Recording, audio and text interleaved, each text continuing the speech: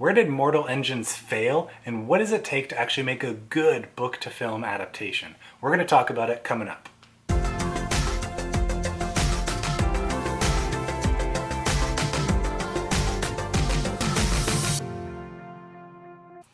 Hey everyone, my name's Austin, and this channel is all about helping you to dig deeper and go further to better understand faith, film, and everything in between. If that is exciting to you and you're new here, consider subscribing to my channel for a new video every week. And before I get started, tell me your thoughts on Mortal Engines in the comments down below. Did you like it? Did you hate it? Have you read the book? And what do you think of the comparisons between the two? Let's have an awesome discussion down below. So I watched Mortal Engines for the first time last weekend. I missed it in theaters, never got around to redboxing it, but was at the library last week and saw it and I was like, all right, here's my chance. Let's see what this movie is made of. It flopped miserably in the box office. I had read the audiobook. I listened to the audiobook, overall enjoyed it, nothing amazing or spectacular, but I liked it and it got me to want to see the movie enough. Then when it flopped, I was like, all right, let's just wait and we'll see it eventually. And let me start off by saying I am by no means an expert when it comes to book-to-film adaptation, but I have seen my fair share of movies, many of which have been book-to-film adaptations, so I think I know a thing or two. So let's dive into it. The three areas where I feel like Mortal Engines failed most is in its connection to the world and its characters, author involvement, and the follow-through on the theme of the story. Now, some of my favorite movies that were book-to-film adaptations include The Lord of the Rings, The Martian, Harry Potter, True Grit, and The Hunger Games. And I'm going to compare where these movies succeeded and how I think Mortal Engines failed in this area to kind of see where we could have improved this. So, connection. I think this is my biggest issue with the movie. Though the visuals of this world are interesting, it didn't really dig into it, and I really didn't feel like it was alive. Like something like Middle-earth in The Lord of the Rings is a very alive and living and breathing world, where the world of Mortal Engines didn't really jump out to me as something that is this lived-in, rich world. And I specifically compare it to Lord of the Rings because in the marketing for this movie, they were saying the producers of the Lord of the Rings and the Hobbit trilogy. So they were really trying to market this as like a new Lord of the Rings type franchise. And it failed miserably in this area, in my opinion.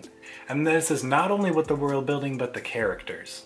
Now, we don't know the side characters enough in this movie, in my opinion. Lord of the Rings does this brilliantly. We get tons of background information on each of these characters and we can really relate to them well. But in my viewing experience, I felt like the side characters in Mortal Engines were so just one-dimensional and lacked any real depth or conviction that would make you support them. And I feel like since I read the book, I do have a pretty decent understanding of the characters because they're much more in-depth, the side characters in particular in the book, and they didn't really carry this over to the movie well at all. And when I've been telling people what I thought of this movie, I've been saying, if you haven't read the book, I really feel like you're going to miss a lot when it comes to the world building and the characters because there's so much more depth to them. And I know all that stuff doesn't always carry over well to film, but I still feel like they could have done a better job.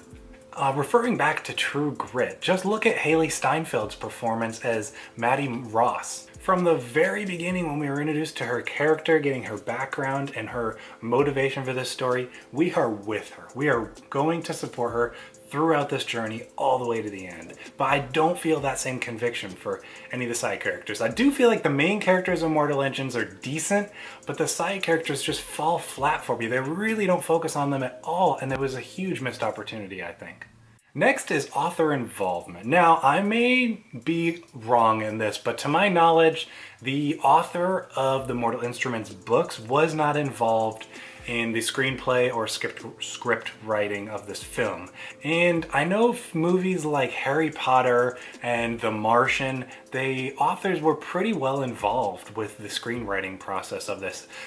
J.K. Rowling in particular, like she had so much control on what they could and couldn't do with the Harry Potter movies. And I don't think every book to movie adaptation needs that much control from the author, but you definitely gotta tap into them to make sure you're including what you need to include and you're not leaving out things that should be there. Now last is theme. Now this can be changed from adaptation to adaptation and how you want to communicate that or the main theme you want to convey through your story, but The main theme that I picked up when I was reading the book of Mortal Engines was power, the importance of friendship, and many different other things. But like I said, with those side characters, you get very little conviction or support in those relationships that they establish at the beginning of the movie, because they just drive hard the two main relationships of Hester Shaw and Tom, that everyone else just kind of gets pushed out of the way and we don't really focus on them. And there's some really good lessons that come from someone like Bevis Pod and Valentine's daughter. There's some really neat themes that we learn from their characters in the books that really are barely touched on at all in the movie. And I think one of the most important themes in the story from the books side of things is Shrike and Hester Shaw's story. Now, Shrike is a kind of robot zombie-like reincarnation of a man who once existed, and Hester spent a time with him growing up, and they built this relationship of like a father-daughter relationship, and she abandons him, and there's a really neat story that kind of goes along with it.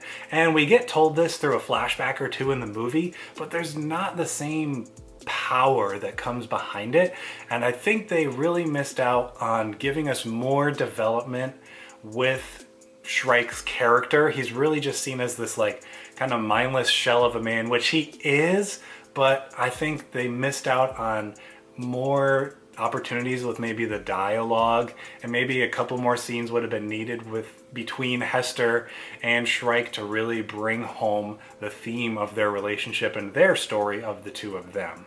Really, those are my main issues with the movies. We just didn't feel connection to the world and its characters. We could have used some more author involvement if there was any. I'm sorry if I'm not 100% right on that. And they really could have done a better job conveying the themes of this story. Overall, I don't think the movie was bad. Like, the special effects were very good in my opinion, and it was good visual storytelling, but it was just, I feel like it kind of fell into the same hole that a lot of book to film adaptations fall into, where it just kind of lacks a bit more of a soul. It's more of a shell of what the book was, but it lacks that soul that the book conveys. And that happens, but I think they really wasted a lot of opportunities of introducing us to a new kind of franchise that really could have been neat. And if it was done well, I would have enjoyed seeing more of.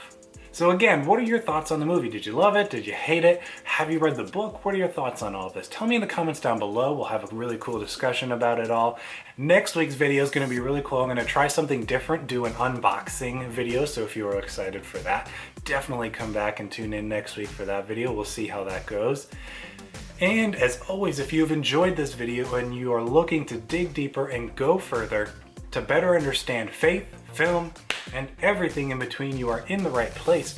Subscribe to my channel for a new video every week, and I'll see you in the next one.